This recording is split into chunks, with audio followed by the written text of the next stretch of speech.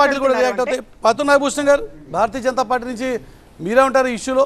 ఇప్పుడు జరుగుతున్నటువంటి ఈ వ్యవహారం అంతా కూడా ఖచ్చితంగా pre planned cold blooded murder అటాకే, ఖచ్చితంగా హత్యాయత్నమే అన్నది వైఎస్ఆర్సీపీ చాలా బలంగా నమ్ముతున్నటువంటి మాట. ఎందుకంటే జరిగినటువంటి ఘటనల పరిణామ క్రమాన్ని చూసిన తర్వాత మీరు అంగీకరిస్తారా ఈ ఆర్గ్యుమెంట్తో? నమస్కారం మురళీకృష్ణ గారు. నమస్తే.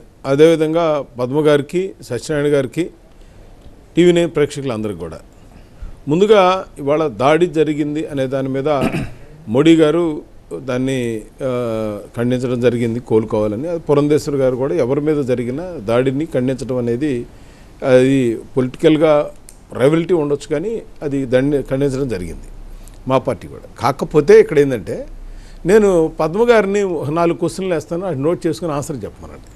ఇప్పుడు కరెక్ట్గా ఎలక్షన్ టైంకి వచ్చేటప్పటికే వీళ్ళకి మర్డర్లు, కోడికత్తి కేసులు, రాళ్ళు విసిరేయటం ఇవన్నీ వస్తాయా అని నేను అడుగుతున్నా. నేను ఒక క్వశ్చన్ ఏంటంటే, కోడికత్తి కేసు అప్పుడు అపోజిషన్లో ఉంది జగన్మోహన్ రెడ్డి గారు, జరిగింది చంద్రబాబు టైంలో, అప్పుడు ఎలక్షన్ టైంలో. అప్పుడు ఏం చేశారు, దాన్ని ఆ కేసుని సరిగ్గా ఇన్వెస్టిగేట్ చేయాలి అని చెప్పి అరెస్ట్ చేశారు సీన్ని.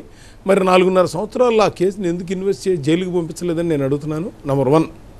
నంబర్ 2, అదే ఎలక్షన్ టైంలో మార్చి 14 వివేకానంద రెడ్డి గారు మర్డర్ కేసు జరిగింది. జరిగిన తర్వాత ఆ రోజు సిబిఐకి ఇచ్చారు, హైకోర్టులో వేశారు, ఇక్కడ లోకల్ న్యాయం జరగదని. మరి సిబిఐకి ఇచ్చిన తర్వాత మీరు సిబిఐ కేసుని ఎందుకు విత్డ్రా చేసుకున్నారు హైకోర్టులో నుంచి? ఆ తర్వాత సిబిఐ వాళ్ళు అరెస్ట్ చేయడానికి వస్తే ఎందుకు గొడవ చేశారు? సరే, అది 2వ పాయింట్. నేను అడిగేది ఏంటంటే, ఇందాక ఒక పాయింట్ చెప్పారు, విఐపీలు వస్తే కరెంటు తీసేస్తారు. కరెంటు తీరండి.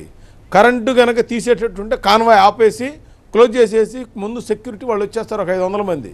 కారణం ఏంటంటే అది పాదయాత్ర కాదు, ఇది బస్సు యాత్ర. బస్సు యాత్ర ఉన్నప్పుడు కంపల్సరీ లైట్లు కానీ అక్కడ ఉన్న సీసీ కెమెరాలు కానీ అన్నీ ఉండాలి.